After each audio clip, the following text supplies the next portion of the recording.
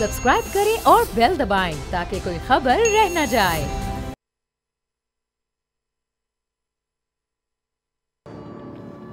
अस्सलाम वालेकुम नाज़रीन, मैं हूं डॉक्टर फिज़ा अकबर खान और मैं हूं पाकिस्तान और आप देख रहे हैं पाकिस्तान के सबसे बड़े न्यूज़ चैनल का नंबर 1 प्रोग्राम ऐसे नहीं चलेगा। नाज़रीन, एहसास ज़िम्मेदारी ये एक खूबी है और हर किसी में नहीं होती है। जिसको ज़िम्मेदारी का एहसास होगा उसकी नीयत भी साफ़ ही होगी, क्योंकि अगर नीयत में फ़तूर होगा ना तो फिर ऐसे शख्स में कभी भी ये ज़िम्मेदारी का एहसास नहीं हो सकता।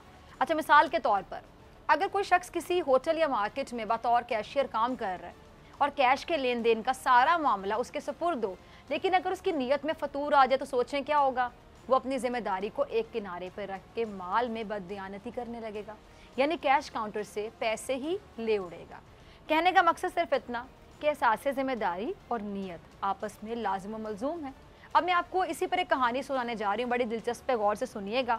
इसमें नीयत और एहसास जिम्मेदारी जो है ना, उस हवाले से आपको सीखने को मिलेगा। कहानी कुछ यूँ है कि बनी इसराइल के एक शख्स ने दूसरे शख्स से 1000 दिनार बतौर कर्ज मांगे। कर्ज देने वाले ने उससे कहा कि तुम किसी गवाह को लेकर आओ ताकि वो इस कर्ज पर गवाह बने। कर्ज मांगने वाले ने कहा कि अल्लाह का गवाह होना काफ़ी है।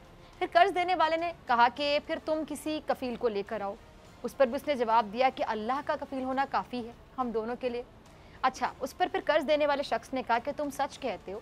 फिर उसने एक ख़ास मुद्दत के वादे पर उसको 1000 दिनार बतौर कर्ज दे दिए। फिर क्या हुआ कि वक्त गुजरता गया और जब कर्ज वापस करने की मुद्दत पूरी हो गई तो मकरूज शख्स अपने काम के सिलसिले में दरियाई सफ़र पर गया और उसने अपना काम मुकम्मल कर लिया। इसके बाद उसने कश्ती की तलाश शुरू कर दी ताकि वो वादे के मुताबिक वक्त पर पहुंचकर अपना कर्ज अदा कर सके। लेकिन मकरूज को कोई कश्ती नज़र ही नहीं आई, नहीं मिली। तब उसने एक लकड़ी को खोखला किया, उसके अंदर 1000 दिनार और कर्ज ख्वाह के नाम एक पर्चा लिख कर रख दिया और फिर किसी चीज़ से लकड़ी का मुंह बंद कर दिया। फिर वो उस लकड़ी को लेकर दरिया पर आया और फिर उसने ये दुआ की कि ए अल्लाह पाक, तुझे खूब इल्म है कि मैंने फ़लाँ शख्स से 1000 दिनार कर्ज लिए थे। उसने मुझसे कफ़ील का मुतालबा किया तो मैंने उससे कहा कि अल्लाह का कफ़ील होना काफ़ी है। वो तेरी कफ़ालत पर राज़ी हो गया और उसने मुझसे गवाह लाने का मुतालबा किया तो मैंने कहा कि अल्लाह का गवाह होना काफ़ी है, तो वो तेरी गवाही पर राज़ी हो गया। मैंने कश्ती तलाश करने की पूरी कोशिश की ताकि मैं उसकी तरफ जाकर उसकी रकम वापस कर सकूं, लेकिन मैं इस पर कादिर नहीं हुआ और अब मैं ये रकम वाली जो लकड़ी है तेरी अमान में देता हूँ। फिर उस शख्स ने वो लकड़ी दरिया में डाल दी और वो शख्स वहाँ से वापस आ गया। अच्छा, इस अरसे में कश्ती तलाश करता रहा ताकि अपने शहर की तरफ वापस जा सके। दूसरी जानिब कर्ज ख्वाह भी दरिया के पास आया कि शायद कोई कश्ती नज़र आए जो उसका माल लेकर आ रही हो। इतने में उसे दरिया के किनारे वो लकड़ी नज़र आई जिसमें 1000 दिनार मौजूद थे। उसने ईंधन के तौर पर इस्तेमाल करने के लिए ना वो लकड़ी जो थी वहाँ से उठा ली। जब उसे चीरा तो उसमें से 1000 दिनार और पैगाम वाला जो पर्चा था ना वो उसे मिला। अच्छा, चंद दिन के बाद कर्ज लेने वाला शख्स दरिया पार करके आया और एहतियात के तौर पे ना उसने अपने पास 1000 दिनार भी रख लिए कि अगर कर्ज ख्वाह को लकड़ी में मौजूद 1000 दिनार नहीं मिले तो फिर मैं उसको ये 1000 दिनार दे दूंगा, ये उसने सोचा। अच्छा, खैर मकरूज शख्स कर्ज ख्वाह के पास पहुंचा। उसने कहा कि अल्लाह की कसम, मैंने बहुत तलाश किया कश्ती को ताकि तुम्हारी रकम वक्त पर पहुंचा सकूं, लेकिन मुझे कश्ती नहीं मिली जो मुझे तुम तक पहुंचाती। कर्ज ख्वाह ने उससे पूछा कि क्या तुमने मेरी तरफ कुछ चीज़ भेजी थी? मकरूज ने हाँ में जवाब दिया और कर्ज ख्वाह ने कहा कि बेशक अल्लाह ने तुम्हारी वो रकम मुझे पहुंचा दी जो तुमने लकड़ी में रखकर मेरे पास भेजी थी। इस तरह मकरूज शख्स 1000 दिनार लेकर खुशी से वापस चला गया। अब इस कहानी में क्या सबक मिलता है कि अगर नीयत साफ़ हो ना तो इंसान अपनी ज़िम्मेदारी को बहुत अच्छे तरीके से निभाता है। जैसा कि मकरूज शख्स, उसको इस बात का एहसास था कि उसने कर्ज ख्वाह को हर सूरत ये रकम अदा करनी ही करनी और उसने रिस्क लेते हुए 1000 दिनार लकड़ी में रख कर उनको दरिया बुर्द कर दिया। और दूसरा, कर्ज ख्वाह की नीयत भी बिल्कुल साफ़ थी। अगर वो चाहता तो वो कह सकता था ना मकरूज को कि जी मुझे तो तुम्हारे भेजे गए 1000 दिनार मिले ही नहीं है, और वो मज़ीद रकम बटोर सकता था, लेकिन उसने ऐसा नहीं किया। उसने सच बोला कि हाँ मुझे मिले हैं। अब मुल्क की बात करती हूँ तो हमारे प्यारे वतन की मुश्किलात का सबब भी एहसास ज़िम्मेदारी का ना होना और बदनीयती है।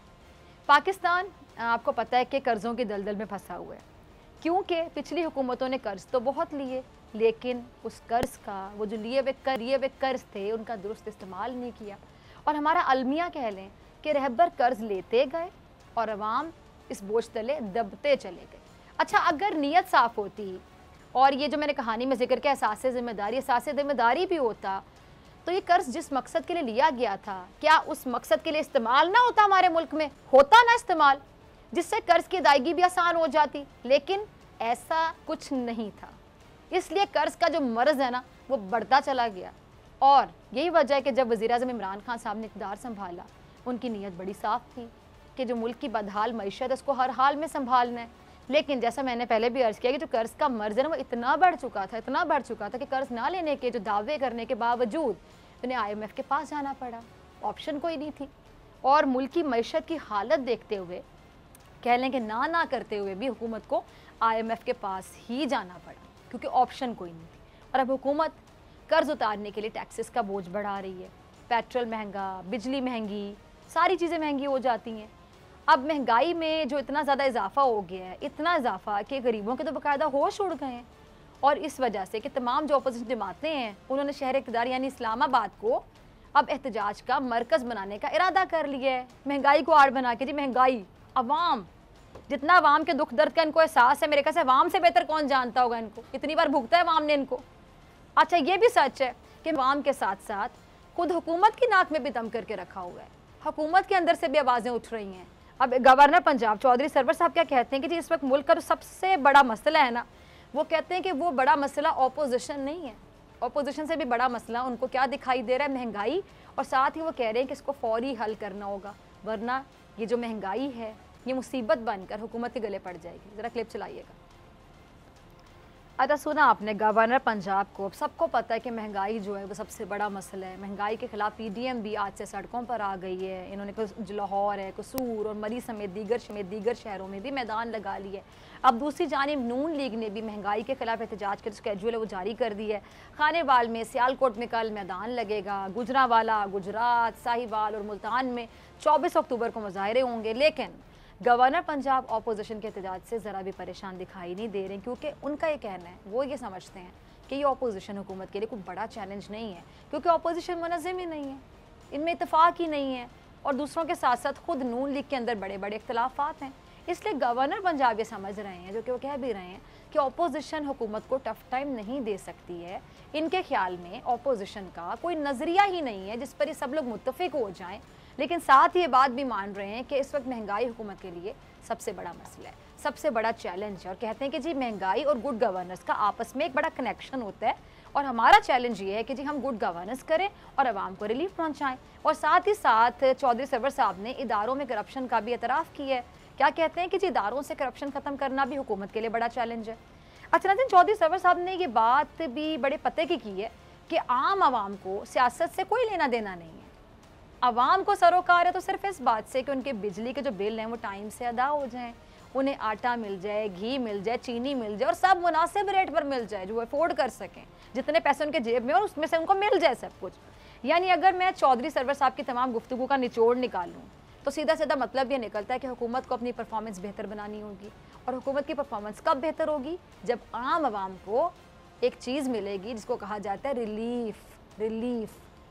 अच्छा, जैसा कि गवर्नर पंजाब ने कहा है कि जी आम आवाम को सियासत से कोई लेना देना नहीं है, तो उनकी बात बिल्कुल सही। और मैं अक्सर अपने प्रोग्राम में कहती हूँ कि आम आवाम को किसी के केसेस से कोई लेना देना नहीं है, किसने क्या किया उससे कोई लेना देना नहीं है, सियासत में कौन सी बयानबाजी हो रही, कोई लेना देना नहीं। आम आवाम को सिर्फ ये लेना देना है कि महंगाई का जो जिन है वो कब कंट्रोल होगा, कब वो बोतल में बंद होगा। आवाम का जो जीना दूबर किया बस महंगाई ने, ये जो माफियाज हैं ख़ास तौर पे, जो चीज़ें महंगी हो जाती हैं फिर नायाब हो जाती हैं, गायब हो जाती हैं, आवाम को इन चीज़ों से सरोकार है कि आवाम की आमदनी उतनी की उतनी है, बढ़ नहीं रही है। बेरोज़गारी हमारे मुल्क में अभी भी बहुत ज़्यादा है, लेकिन चीज़ें जो हैं उनकी कीमतें दुगनी चार गुनी इतनी ज़्यादा होती चली जा रही हैं। आवाम कहाँ से पूरी करे? आवाम का लेने देना सिर्फ इस चीज़ से है। अच्छा, अब ये PDM के अब तक के एहतजाज हैं और जो रैलियाँ हैं उनमें अवामी ताकत आपको पता ना होने के बराबर थी, और शहबाज शरीफ साहब भी इस बात को समझ चुके हैं कि इसलिए उन्होंने अवाम से महंगाई के खिलाफ मुल्क गिर एहतजाजी मुजाहरों में भरपूर शिरकत की अपील कर दी है। सबको पता नहीं कि अवाम की दुखती रख के है, उस पर हाथ रखेंगे, उसको पकड़ेंगे तो फिर कोई दाल गलेगी हमारे एहतजाजों की। तो उन्होंने कहा जी महंगाई, अवाम का दुख, अवाम का दर्द, एक लफ्ज़ महंगाई। और अवाम से कहा गया कि जी महंगाई, बेरोज़गारी और जो मुआशी तबाही है उसके खिलाफ एहतजाजी मुजाहरे हो रहे हैं और अवाम भरपूर शिरकत करे, हुकूमत पर अदम एतमाद करे, और ये बेसिकली अवाम के लिए हो रहा है, सिर्फ और सिर्फ अवाम के लिए हो रहा है, सिर्फ और सिर्फ अवाम के लिए हो रहा है, महंगाई के खिलाफ हो रहा है। और शहबाज शरीफ साहब के बकौल हुकूमत को मज़ीद वक्त देने का मतलब अवाम की मज़ीद तबाही, मज़ीद और मज़ीद बेरोज़गारी है। अब लग ऐसा रहा है कि अवाम अभी अपोजिशन के साथ पूरे तरीके से खड़े नहीं हुए, लेकिन अपोजिशन फिर भी कहने कि वो एक होता है ना अपनी किस्मत आजमाना, ये सिचुएशन है कि किस्मत आजमा रही कि देखें क्या होगा। और अब जमात इस्लामी के अमीर सिराजुल हक ने भी इस्लामाबाद मार्च की कॉल दे दी है, ज़रा क्लिप चलाइएगा उनका। जी सुना आपने, सिराजुल हक साहब भी बढ़ती महंगाई का ये दुखड़ा रो रहे हैं और हुकूमत को गरीब आवाम का एहसास दिलाते हुए कह रहे हैं कि जी गरीब आवाम को 2 वक्त की रोटी पूरी करना मुश्किल हो गया, गरीब तबका अपनी औलाद को पढ़ा नहीं सकता है, ये हुकूमत नाअहल है और हम इसके खिलाफ अदालत, सड़कों और हर महाज पर मुकदमा लड़ेंगे। अच्छा, सिराजुल हक साहब ने बाकायदा इस्लामाबाद की तरफ मार्च करने की कॉल भी दे दी है। अब जमात इस्लामी 31 अक्टूबर को इस्लामाबाद डी चौक पर जलसा करने की तैयारियों में लग गई है और अमीर जमात इस्लामी ने यह भी कहा है कि जी जमात इस्लामी हकीकी अपोजिशन का किरदार अदा करते हुए हुकूमत मुखालिफ जो तहरीक है उसमें तेज़ी लाएगी, हुकूमत को अपने जालिमाना फैसले वापस लेने पर मजबूर करेगी। अच्छा, अब एक और बात है जो कि हकीकत है कि महंगाई ने तो वाकई अवाम का जीना मुश्किल कर दिया, गरीब तबके का सांस लेना मुश्किल से मुश्किल तर होने लगा है। अब ऐसे में हुकूमत जब ये कहती है ना कि दुनिया में महंगाई हुई है तो पाकिस्तान में कोई अनोखी महंगाई तो नहीं हुई, सिर्फ पाकिस्तान में तो नहीं पूरी दुनिया में हुई है, तो हुकूमत के जुमले जो है ना अवाम का दिल जलाते हैं, अवाम के समझने के जख्मों पे नमक छिड़कने के मुतरादिफ। आप तो बेचारे ऑलरेडी जख्मी हुए हैं महंगाई से, ऊपर अब नमक छिड़के जाए इस तरह के जुमले बोल के। अब लोग ये पूछते हैं कि इस हुकूमत को आए हुए इतनी देर होगी, चले शुरू के 6 महीने चलता है ऐसे बयान देना, ऐसी बातें करना, अगला 1 साल हो गया, अगले 4-5 महीने और हो गए, 1.5 साल हो गया, अब इतने अरसा गुजर चुके हैं, तो अगले इलेक्शन की तैयारियां शुरू होने वाली हैं। तो अब हुकूमत एक्सक्यूज ये दे रही हो कि महंगाई पूरी दुनिया में हो रही है और ये सिर्फ पाकिस्तान में तो नहीं हो रही है, तो इस तरह के एक्सक्यूजेज जो है वो आवाम का दिल दुखाते हैं और अवाम का दिल दुखता है। और सिंपल सी बात है कि अब ये जो अपोजिशन है, ज़ाहिरी बात है वो इसी चीज़ को आड़ बनाते हुए, इसी चीज़ को बहाना बनाते हुए वो भी अब अवाम का जो दुख है, अवाम का जो दर्द है वो बांटने के लिए तैयार हो गई है। चले चाहे वो अपने उल्लू सीधा करना चाह रहे हों, लेकिन हुकूमत, मैंने उस दिन भी प्रोग्राम में कहा था, हुकूमत इस बात को डिनाई नहीं कर सकती, इस बात से इनकार नहीं कर सकती कि महंगाई नामी चीज़ कोई है ही नहीं। हाँ, अब उस चीज़ को कोई यूज़ कैसे कर रहा है, कैश कैसे करवा रहा है, वो एक अलग सब्जेक्ट है, वो एक अलग डिबेट है, लेकिन हुकूमत ये नहीं कह सकती कि महंगाई नामी चीज़ है ही नहीं। अच्छा, वज़ीर आला सिंध ने भी मोर्चा संभाला है हुकूमत के खिलाफ, कुछ सवालात उठा दिए उन्होंने, ज़रा उनका भी क्लिप चलाइएगा। जी सुना आपने मुराद अली शाह साहब को, पीपल्स पार्टी हुकूमत से क्या कह रही है कि जी इस्लामाबाद खाली कर दो और हम ही तुम्हें भगाएंगे, बेहतर है कि खुद भाग जाओ तो अच्छा होगा और इंशाल्लाह वज़ीर आज़म बिलावल होगा। अच्छा, पीपल्स पार्टी महंगाई कम करके दिखाएगी, ऐसा कहते हैं। अब हर तरफ से हुकूमत पर महंगाई की वजह से आप कह रहे हैं कि वार हो रहे हैं, वजह महंगाई, और हुकूमत पर इस बात पर भी तनकीद हो रही कि जो आलमी अदाद-ओ-शुमार है उसके मुताबिक पाकिस्तान का महंगाई के मामले में पता है कौन सा नंबर है, 4था नंबर, लेकिन हुकूमत इस बात की अभी नफ़ी कर रही है। अच्छा, बरतानवी जरीदा द इकॉनमिस्ट ने अपनी रिपोर्ट में कहा है कि दुनिया के 42 ममालिक में महंगाई की फहरिस्त में पाकिस्तान का 4था नंबर है। अच्छा, इस मैगज़ीन ने अपनी हालिया जो इशात है उसमें 42 ममालिक और यूरोपी खत्ते में महंगाई का जायज़ा लिया, जिसमें ये बात सामने आई है कि जी अर्जेंटीना में महंगाई का जो तनासुब है वो सबसे ज़्यादा है और वो कितना है जी 51.4% है। इसके बाद है तुर्की जिसमें 19.6%, तीसरे नंबर पर है ब्राज़ील जहाँ महंगाई का तनासुब है 10.2%, और इसके बाद पाकिस्तान चौथे नंबर पर है जहाँ महंगाई का तनासुब है जी 9%। और वज़ारत ख़जाना के बकौल महंगाई की फहरिस्त वाले ममालिक में पाकिस्तान 30वें नंबर पर आता है, जबकि शेख रशीद साहब ये कह रहे हैं कि ऐसा नहीं कि इमरान खान साहब की महंगाई पर कोई नज़र नहीं है, इमरान खान मामले को खुद मॉनिटर कर रहे हैं। चलाइएगा ज़रा शेख साहब का क्लिप। अच्छा, जी सुना आपने शेख साहब को, महंगाई का जिन काबू में होगा, शेख रशीद साहब आवाम को उम्मीद दिला रहे हैं, साथ ही अपोजिशन के इल्ज़ामात का भी जवाब दे रहे हैं और क्या कह रहे हैं कि महंगाई पर हुकूमत की बड़ी तवज्जो, बल्कि पूरी तवज्जो, और सिर्फ यही नहीं, हुकूमत जो आलमी सूरत हाल है, FATF जैसे मामलात पर भी बड़ा फोकस कर रही है। अच्छा, अब हुकूमत ये कहती है कि अवाम को रिलीफ दिया जाएगा और हुकूमत सेहत, तालीम और 4 बुनियादी अशिया ज़रूरत जो हैं आटा, चीनी, दाल, घी, इन पर बड़ा रिलीफ लाने जा रही है। आटा, चीनी, दाल और घी पर बड़ा रिलीफ, अल्लाह करे मामले। लेकिन ख्वाजा आसिफ साहब को रज़ा बाकिर के बयान से भी बड़ी तकलीफ पहुंची है। उन्होंने असम्बली में गवर्नर स्टेट बैंक को तनकीद का निशाना बनाया है। पहले गवर्नर स्टेट बैंक ने क्या कहा था, पहले ज़रा वो सुन लेते हैं, चलाइएगा। आपने रज़ा बाकिर साहब को वो रुपए की कदर गिरने पर क्या फरमा रहे हैं कि जी रुपए की जो कदर है वो कम होने का एक मुस्बत पहलू ये है कि जी इससे बैरून मुल्क से डॉलर भेजने वाले जो पाकिस्तानी हैं उन्हें बड़ा बेनिफिट हो रहा है, उन्हें बड़ा फ़ायदा पहुंचा है। और रज़ा बाकिर साहब के इस बयान को अपोजिशन ने बड़ी तनकीद का निशाना बनाया है कि जी रज़ा बाकिर को सिर्फ बैरून मुल्क जो पाकिस्तानी उनका ख्याल है, जबकि रुपए की कदर गिरने से जो इतनी बड़ी तादाद है पाकिस्तानियों की जो पाकिस्तान में रह रहे हैं, 22 करोड़ अवाम जिनका सब कुछ पाकिस्तान में है, वो पूरे तरीके से मुतासर हो रहे हैं, उनका कोई ख्याल नहीं है इनको, और इन 22 करोड़ की इन्हें कोई फिक्र तक नहीं है। इसलिए ख्वाजा आसिफ साहब ने तो रज़ा बाकिर को क्या कहा है जी, संग दिल कह दिया, संग दिल करार दे दिया। चलाइएगा जरा ख्वाजा साहब का क्लिप।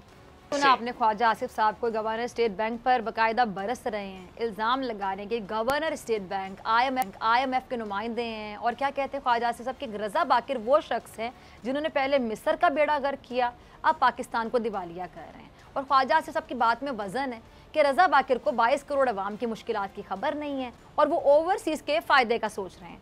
अच्छा, मैं सच्ची बात करूँगी, हुकूमत को महंगाई पर अब संजीदा इकदाम कर लेने चाहिए। अगर नहीं कर सकती तो फिर मैं वज़ीर आज़म से कह ही सकती, रिक्वेस्ट कर सकती हूँ कि वो और जो अहम ओहदों पर बैठे हुए अफराद हैं उनको एटलीस्ट नसीहत करें, ये एडवाइस ज़रूर करें कि वो महंगाई पर ये जो बेतुके और ये जो गैर मंतकी बयानात हैं ना, वो ना दिया करें एटलीस्ट, क्योंकि इससे अवाम तो ऑलरेडी परेशान है ना। अब ये महंगाई अवाम के लिए ज़ख्म है और इन जख्मों पे जो नमक है ना वो छिड़का जाता है इस तरह के बेतुके बयानात से, वो तो ना दिए जाएं, क्योंकि जो ऐसे बयानात हैं उससे अवाम के ज़ख्मों पे तो नमक छिड़का ही जाता है, अवाम की तकलीफ में इजाफा किया जाता है, अवाम को मज़ीद तकलीफ दी जाती है, अज़ियत दी जाती है। इसके साथ साथ हुकूमत का अपना इमेज ख़राब होता है, हुकूमत की क्रेडिबिलिटी मुतासिर होती है, और सबसे बड़ी बात, आपके मुखालिफिन को उंगली उठाने का, तनकीद करने का, बोलने का मौका मिलता है। अवाम अब सियासत नहीं, सिर्फ एक ही चीज़ चाहती है, महंगाई से निजात, क्योंकि इस महंगाई में जो ज़िंदगी की गाड़ी है ना वो नहीं चल सकती। इसलिए मेरे ख्याल से हुकूमत को कुछ ना कुछ करना पड़ेगा इससे पहले कि देर हो जाए, क्योंकि ऐसे तो नहीं चलेगा। मिलते हैं ब्रेक के बाद। वेलकम बैक नाजरीन। प्राइम मिनिस्टर इमरान खान साहब ने कहा है कि हुकूमत महंगाई की वजह से आम आदमी की तकलीफ से पूरी तरह से आगाह है, और वो ये भी कहते हैं कि महंगाई कंट्रोल करने के लिए प्राइस कंट्रोल कमेटियाँ फाल की गई हैं। मुनाफाखोरों, ज़ख़ीरा अंदोज़ों के खिलाफ बिला इम्तियाज़ क्रैकडाउन जारी रहेगा। जबकि दूसरी जानिब अपोजिशन इत्तेहाद PDM ने आज मुल्क भर में महंगाई और मुआशी पॉलिसीज़ के खिलाफ भरपूर एहतजाज किया। मुख्तलिफ शहरों की अगर मैं बात करूँ तो वहाँ पे PDM में शामिल जो जमातें हैं उनके कायदीन ने, कारकुनान ने एहतजाजी मुजाहरों में शिरकत की और हुकूमत के खिलाफ शदीद नारेबाजी भी करते रहे। अच्छा नाज़रीन, अपोजिशन की एक और बड़ी जमात पीपल्स पार्टी भी PTI हुकूमत और महंगाई के खिलाफ एहतजाज कर रही है। कराची में मुजाहरे से खिताब करते हुए वज़ीर आला सिंध मुराद अली शाह साहब ने कहा है कि इमरान खान बहुत जल्द जा रहे हैं और अवाम इस नाअहल हुकूमत से बहुत जल्द निजात भी पाएंगे। इस बारे में बात करने के लिए मेरे साथ हैं सीनियर रहनुमा पीपल्स पार्टी वज़ीर तवानाई सिंध इम्तियाज़ अहमद शेख साहब और सीनियर एंकर पर्सन और एनालिस्ट बोल न्यूज़ उसामा गाजी ने भी हमें ज्वाइन किया। बहुत शुक्रिया आप दोनों का ज्वाइन करने के लिए। पहले मैं इम्तियाज़ साहब आपकी तरफ आना चाहूँगी। इम्तियाज़ साहब, पीपल्स पार्टी क्या करेगी हुकूमत को गिराने के लिए, क्योंकि वज़ीर आला सिंध साहब तो बड़े पूरा एतमाद दिखाई दे रहे हैं, सुनाई दे रहे हैं। वो कह रहे जी इमरान खान साहब बहुत जल्द चले जाएंगे और अवाम इस नाअहल हुकूमत से निजात पा लेंगे। बहुत शुक्रिया आपका। बिस्मिल्लाहिर्रहमानिर्रहीम। देखें जी, ये जो महंगाई का सिलसिला मुल्क में शुरू हुआ है इस PTI की गवर्नमेंट में, उसकी मिसाल तकरीबन पाकिस्तान जब से बना है उस वक्त से नहीं बनती। तकरीबन 14 से 15% इन्फ्लेशन रेट है इसमें पाकिस्तान का। गरीब आवाम जो है बेचारा पिस रहा है, उसको मतलब कोई रास्ता नजर नहीं आ रहा। यहाँ है कि रोज के रोज पेट्रोल की कीमत बढ़ती है, रोज के रोज बिजली की कीमत बढ़ती है, रोज के रोज गैस की कीमत बढ़ती है, और मतलब कोई दिन नहीं कि जहाँ मतलब इनकी कीमतों में इजाफा ना हो। और सिर्फ पेट्रोल की कीमत बढ़ने से ही पूरे मुल्क की जो तमाम चीजें हैं ट्रांसपोर्ट की वजह से कीमतें उसकी बढ़ जाती हैं। चीजें इंपोर्ट हो रही हैं, इनका जो मतलब पूरा जो बिजनेस मॉडल ये लेकर आए थे स्ट्रक्चर पूरे का पूरा फेल हो गया है। और उन्होंने एक मुल्क को बहुत ज्यादा मतलब एक ऐसी पोजीशन में ले आए हैं कि दिवालिया खुदा ना खासा होने जा रहा है। जिस तरह लगा डॉलर की कीमत देखें आप, 175 रुपए के करीब हो गई। तो ये सूरत हाल देखते हुए पाकिस्तान पीपल्स पार्टी और पाकिस्तान पीपल्स पार्टी के चेयरमैन बिलावल भुट्टो जरदारी साहब ने लोगों को कॉल दी है कि जी आप निकलें और धरने दें और पता एहतजाज करें। और लोग इतने बेजार हैं कि हजारों की तादाद में मुख्तलिफ शहरों में पाकिस्तान पीपल्स पार्टी की जो जिलाई क़यादतें हैं, सूबाई क़यादतें हैं, उनके अपना अंडर में उन्होंने जलसे जुलूस निकालना शुरू किया। बाकी पॉलिटिकल पार्टीज भी कर रही हैं। तो ये एक अवामी रेफरेंडम बनता जा रहा है पीटीआई गवर्नमेंट के खिलाफ। वो संभाल नहीं पा रहे, सिर्फ उनके 2-3 वजीर हैं जो सुबह शाम आके लोगों को गालियां बकते हैं और बुरा भला कहते हैं। तो कुछ और है नहीं, न तमीज है न उनको मतलब सियासत के आदाब का पता है। तो मतलब सिर्फ और सिर्फ मतलब पर्सनल बातों पे लोगों को मतलब बुरा भला कहना। लेकिन मईशत के हवाले से देखा जाए, पॉलिटिकल हवाले से देखा जाए, फॉरेन पॉलिसी के हवाले से देखा जाए, सब में सब सिफर है। अच्छा इम्तियाज साहब, ठीक है, मैं आपकी बात खत्म होने का इंतजार कर रही थी। ठीक है, इससे पहले उसामा मैं आपकी तरफ भी, इम्तियाज साहब, गवर्नर सिंध इमरान इस्माइल साहब ने कुछ कहा था 2 दिन पहले, जरा वो भी चलाइएगा क्लिप, आप भी सुनिएगा, फिर मैं आपसे भी पूछती हूँ, फिर उसामा आपकी तरफ भी आती हूँ। जी इम्तियाज साहब, आपने सुना गवर्नर सिंध को, आपने पहले भी यकीनी तौर पे सुना होगा, हुकूमत सिंध हुकूमत के हवाले से बात करें, महंगाई के हवाले से बात करें, खासतौर पे आटे के हवाले से बात करें, क्या कहेंगे आप? देखिए जी, एक तो जब उन्होंने बात की हुकूमत बनाने की, तो किसी के ख्वाब देखने से, किसी की ख्वाहिश में से किसी को पाबंद नहीं किया जा सकता।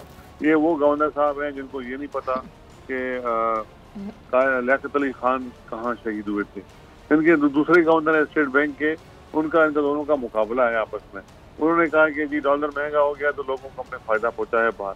अब ये मतलब लोगों को जख्म पे नमक डालने के बराबर होता है। इस तरह ये बात कर रहे हैं। पूरे मुल्क में जो जिस तरह की इकोनॉमिक पॉलिसीज हैं वो फेडरल गवर्नमेंट देती है।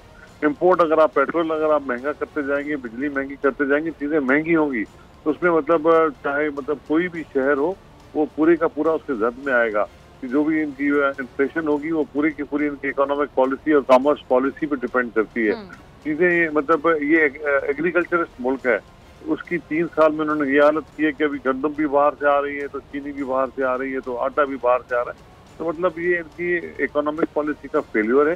साथ ही इनकी जो एनर्जी पॉलिसी है वो भी टोटल फेल है। 4 वजीर उन्होंने चेंज किए हैं, लेकिन अभी तक इनसे काबू नहीं आता। सर्कुलर डेट है कि बढ़ता जा रहा है। तो मतलब टोटली फेल हो गए हैं ये लोग और इनके बस की बात नहीं है, मैं समझता हूँ। इसीलिए वजीर आला ने जो आज बात की कि थोड़े दिनों की बात है, ये खुद ही भाग जाएंगे क्योंकि इनके चीजें काबू में नहीं आ रही हैं। ये मतलब बातें बड़ी कितनी भी कर लें, तकरीरें कितनी भी कर लें, लेकिन ग्राउंड पे रियलिटी बहुत खराब है, लोगों की हालत बहुत खराब है और लोग इस वक्त बेचारे मतलब उनको कोई रास्ता समझ में नहीं आ रहा कि किस तरह अपनी जिंदगी गुजारा करें।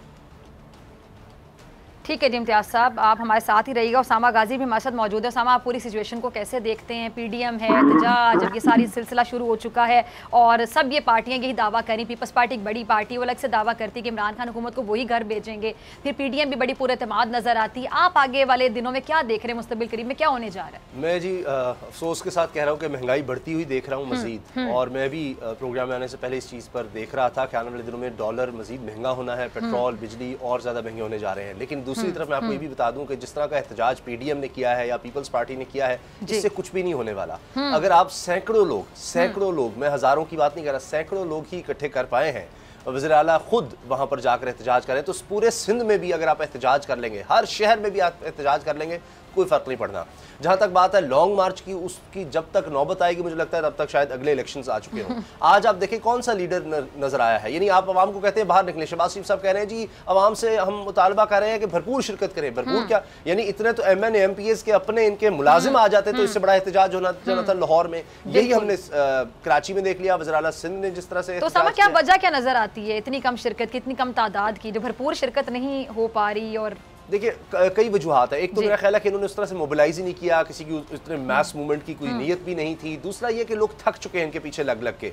आपने कितना कारकुनों को निकाला, पहले जो लॉन्ग मार्च किया, धरना, जल्द से कराची, हाँ जी, और आपस की लड़ाई। फिर देखिए ना, आपने सबको इकट्ठा किया, पीडीएम बनाई, वो कराची में आ रही है मरियम साहिबा, उनके लिए जनाब उनके खामद के साथ कितना बुरा सलूक हो गया, पूरी सिंध गवर्नमेंट हिल के रह गई, ये कर देंगे वो कर देंगे। हर शहर हर सूबे में एहतजाज पहले आपने कर लिया था कि वो स्टीम जो होती है वो फिर उससे निकल गई। दूसरा ये कि लोगों को इन पर एतमाद नहीं है, लोग निकले नहीं, यानी अपने कारकुन वो भी पूरे नहीं निकाल सके। और आखिरी चीज मैं ये कहूंगा कि देखिए दिहाड़ीदार जो गरीब आदमी है वो बेचारा कहां से पैसे खर्च करके इनके पास आएगा? उसके पास तो पहले ही खाने पीने के लिए नहीं थी, महंगाई ने उसकी कमर तोड़ दी, इतना बड़ा इशू बन चुका है कि वो अपनी दिहाड़ी छोड़ेगा इनके लिए या 2-3, वो तो कोई ओवर टाइम लगाने की कोशिश करेगा, वो तो किस तरह से और पैसे बचाने की कोशिश करेगा, तो इनके पीछे क्यों आएगा? बिल्कुल। अच्छा इम्तियाज साहब, आपने उसामा गाजी को भी सुना, कुछ ऐड करना चाहिए आप कर सकते हैं। अच्छा एक सवाल सिंध के हवाले से मैं पूछना चाहूंगी आपकी मौजूदगी का फायदा उठाते हुए कि सिंध के अवाम के लिए जरा बता दें कि ऐसी खबरें सामने आ रही हैं कि शायद ये जो सर्दियाँ हैं इसमें सिंध में गैस का बहरान आने वाला, और वो भी शदीद बहरान, सिर्फ बहरान नहीं शदीद बहरान। देखिए जी, जो उसामा भाई ने बात की ना, मतलब मैं उस पर अभी क्या कमेंट करूं। देखिए, आज पहला दिन था, पूरे मुल्क में एहतजाजी जलसे शुरू हो चुके हैं और ये कहना कि चंद 100 लोग थे, आज मैं खुद उस जलसे में था, उस एहतजाजी धरने में था जो कराची में हुआ, कि हजारों के तादाद में लोग वहाँ मौजूद थे और मतलब ये स्टीम बढ़ेगी। कितने लोग थे उसमें तकरीबन इम्तियाज साहब?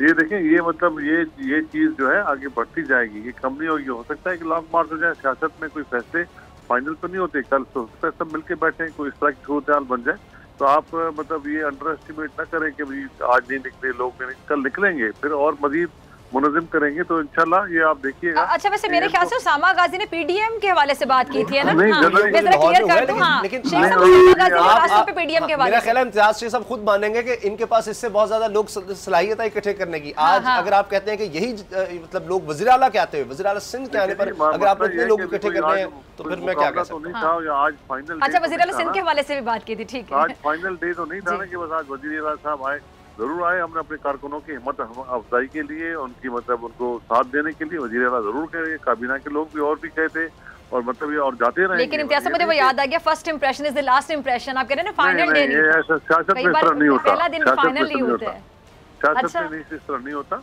और सियासत में आने वाले दिन हर चीज नया इवेंट होते हैं, नई बातें होती हैं, नई पॉलिसी होती है, नई स्ट्रेटेजी होती है।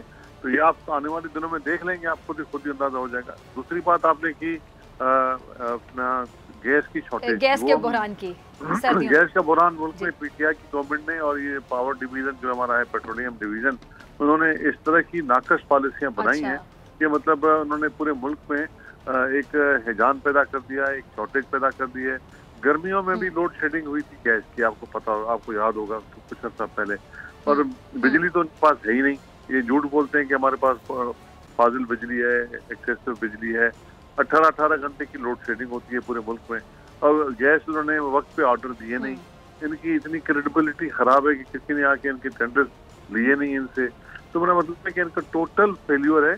और चौथे वजीर हैं जो हमाद साहब जो इस वक्त डिपार्टमेंट को हेड कर रहे हैं, तो मतलब उनकी कोई भी मतलब एक ऐसी पॉलिसी बताएं कि कभी उन्होंने गैस के बारे में कुछ, जब जरूरत होती है गैस की तो ये फर्नेस ऑयल मंगाते हैं, जब फर्नेस ऑयल चाहिए होता है तो ये गैस बरामद करने की बात करते हैं। तो इनको समझ में ही नहीं आता कि मतलब करना क्या है। इस वक्त पूरा मैस है इस वक्त पूरा, मतलब एनर्जी के हवाले से। और आप देखिएगा शदीद बहराम आएगा सर्दियों में गैस की बिल्कुल शॉर्टेज होगी और मतलब बहुत शदीद शॉर्टेज होगी। और ये अभी इनके पास जो 4 महीने या 6 महीने पहले इनको मतलब बाइंग करनी थी, ये आखिरी महीने में करते हैं और इनकी क्रेडिबिलिटी इतनी खराब है तो कोई इनके आता भी नहीं इनके पास कोई बेचने के लिए, कोई देने के लिए।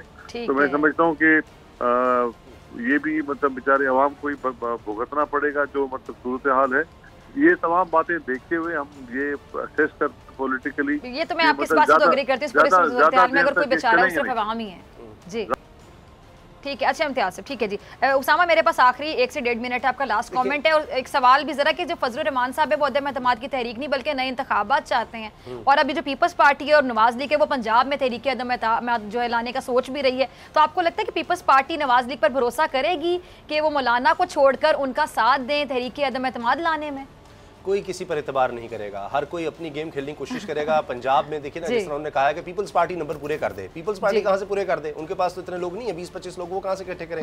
नून लीग की कोशिश, वो कहते हैं यूसुफ गिलानी की दफा जिस तरह से आपने गेम खेली थी इस तरह पंजाब में कर दें, बुजदार को गिरा देंगे तो उसके बाद फिर आगे देख लेंगे। ये इस तरह से काम नहीं चलेगा। हाँ, ये जरूर है कि ये सिर्फ मनाने की कोशिश है कि लॉन्ग मार्च में किस तरह पीपल्स पार्टी को साथ मिलाया जाए, क्योंकि इस गवर्नमेंट में सिर्फ और सिर्फ इस वक्त पीपल्स पार्टी है। आखिर में सिर्फ ये अर्ज कर दूं कि देखिए, हमने विफाकी हुकूमत के खिलाफ जिस तरह इम्तियाज शेख साहब ने कहा, जो बातें कहीं बिल्कुल नालायकी है, गैस शॉर्टेज, पेट्रोल, ये वो सब, लेकिन देखिए 18वीं तरमीम के बाद अब सिंध हुकूमत क्या कर सकती है? क्या वो सोलर पावर या तवानाई का जो बहरान है उसको खत्म करने के लिए दीगर तवानाई पर जा सकती है? नहीं जा सकती। कई इन्होंने कोशिशें की हैं, लगाए हैं, फिर उस पर जाएं। और जो प्राइस कंट्रोल की बात हो रही थी कि अगर फर्ज के लिए मैं मिसाल देता हूं कि अगर जनाब सरकारी कीमत पेट्रोल की 137, अगर कोई पेट्रोल पंप 140 का बेच रहा है तो उसके खिलाफ क्या सिंध हुकूमत जा सकती है? नहीं जा सकती। इसी तरह से अगर कोई जखीरा अंदोजी कर रहा है, कोई स्मगलिंग कर रहा है, कोई नाजायज मुनाफाखोरी कर रहा है तो उसके खिलाफ तो सिंध हुकूमत एक्शन ले सकती है ना। तो वहां जाकर एडमिनिस्ट्रेटिवली जहां प्राइस कंट्रोल कर सकती है, जो कोई रिलीफ दे सकती है वो तो बिल्कुल जी। बहुत शुक्रिया दोनों मेहमानों का और नाज़रीन, आपसे मुलाकात होगी इस ब्रेक के बाद। वेलकम बैक नाजरीन। अहम दौरा अफगानिस्तान के बाद वजीर खारिजा शाह महमूद कुरैशी साहब का कहना है कि तालिबान से सिक्योरिटी इशूज़ पर बात की गई है और उनसे गुजारिश की गई है कि दुनिया के बहुत से ममालिक आपकी मदद करना चाहते हैं। और उन्होंने ये भी कहा शाह महमूद कुरैशी साहब ने कि तालिबान और रूस के ताल्लुकात में बेहतरी आई है। दोनों ममालिक इंतहा पसंद ग्रुप्स के हवाले से तशवीश का शिकार हैं और जहाँ सालों का बिगाड़ हो वो जल्द दुरुस्त होना मुमकिन नहीं होता, कुछ अरसे में पेशरफ्त हो सकती है। तालिबान हुकूमत और अफगानिस्तान की जो ताज़ा सूरत रहने के लिए हमारे साथ मेहमान मौजूद हैं, किसी तारुफ के मोहताज नहीं। अफगानिस्तान में पाकिस्तान के सफ़ीर मंसूर अहमद खान साहब, बहुत शुक्रिया खान साहब आपका ज्वाइन करने के लिए, वक्त देने के लिए। खान साहब, वज़ीर ख़ारिजा शाह महमूद कुरैशी साहब का जो दौरा अफगानिस्तान है उसमें किन अहम अमूर पर बात की गई, और साथ ये भी मैं आपसे जानना चाहूँगी कि क्या पाकिस्तान ने ये जो तालिबान हुकूमत है उससे अफगानिस्तान में TTP और जो BLA उसकी मौजूदगी पर तहफ़्फ़ुज़ात का इजहार भी किया? जी देखिए, बहुत शुक्रिया सबसे पहले तो आपका।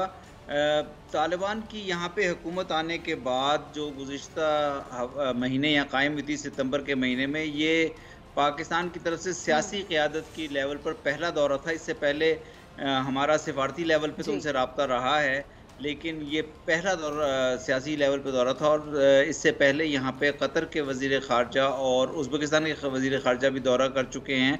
इस दौरे का मकसद ये था कि अफ़गानिस्तान के साथ 2-3 मामलात पर बात की जाए। एक तो ये कि जो अफ़गानिस्तान के जहाँ पे जो तालिबान की इस्लामी एमिरेट्स के जो लीडरशिप है, उनका जो डायलॉग चल रहा है इंटरनेशनल कम्युनिटी के साथ, जिसमें उन्होंने अभी मुख्तलिफ दौरे किए। दोहा में उनकी US के साथ मुलाकात हुई, उज़्बेकिस्तान गए, तुर्की गए, मॉस्को में फिर एक कॉन्फ्रेंस अटेंड की।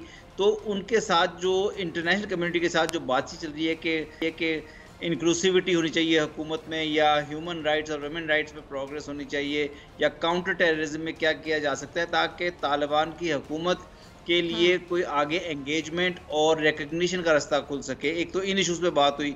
दूसरे फिर पाकिस्तान और अफगानिस्तान के जो बाहमी ताल्लुकात हैं, बायलैटरल रिलेशंस हैं, इसमें सिक्योरिटी के इश्यूज़ हैं, जिसमें काउंटर टेररिज्म आ जाता है, TTP और BLA से मुतालिक जो यहाँ पे हमारे खदशात हैं उनके ख़िलाफ़ एक्शंस हैं, या फिर दोनों मुल्कों के दरमियान जो अवाम की मूवमेंट है बॉर्डर के थ्रू होती है, उसमें कुछ मसाइल थे जिनको हल करने की ज़रूरत थी, उनको किया गया है और उस पर आगे पेशरफ्त हुई है। और इसी तरह दोनों मुल्कों के दरमियान तिजारत को फ़रोग़ देने के लिए काफ़ी सारे डिसीजंस हुए हैं। तो उस लिहाज से इस दौरे का एक बहुत ही मुस्बित जो पैगाम ये रहा है कि अफ़गानिस्तान में जो कि 40 साल से ज़्यादा के अरसे से अदम इस्तेहकाम का शिकार है, यहाँ पे इस्तेहकाम लाने के लिए अफ़गानिस्तान के नेबर्स जिसमें पाकिस्तान पेश है किरदार अदा करें, और फिर दुनिया के दीगर ममालिक के साथ भी उनकी एंगेजमेंट कंस्ट्रक्टिव तरीके से, तामीरी तरीके से चलती रहे।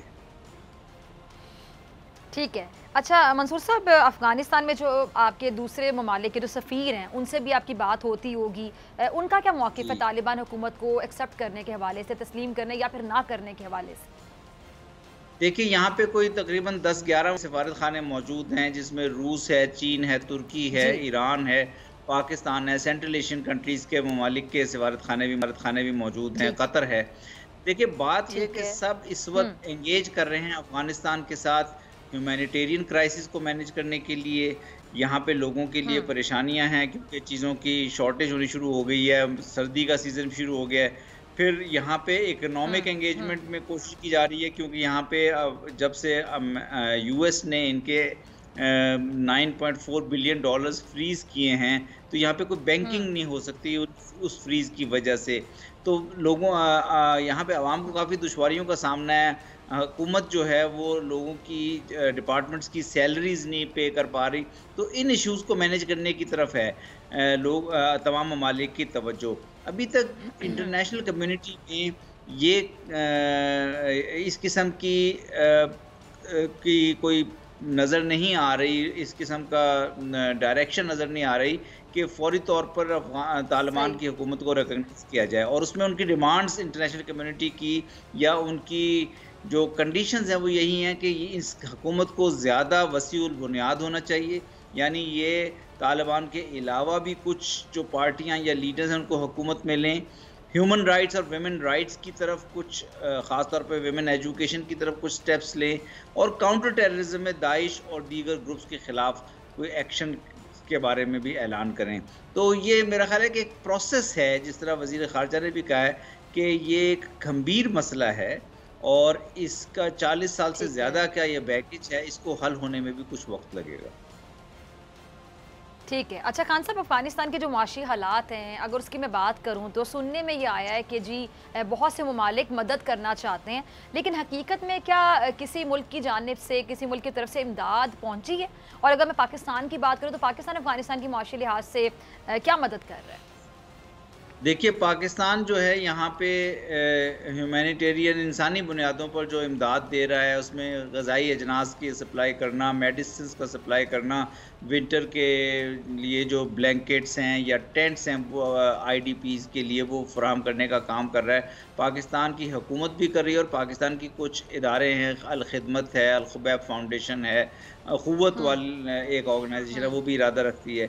इसके अलावा यूनाइटेड नेशंस जो है वो यहाँ पे यूनाइटेड नेशंस की सफ़ीर भी मौजूद हैं और वो भी इंसानी बुनियादों पर जो असिस्टेंस आ सकती है UN के सिस्टम के ज़रिए उसको लाने में किरदार अदा कर रही हैं। वर्ल्ड फूड प्रोग्राम भी अपना किरदार अदा कर रहा है।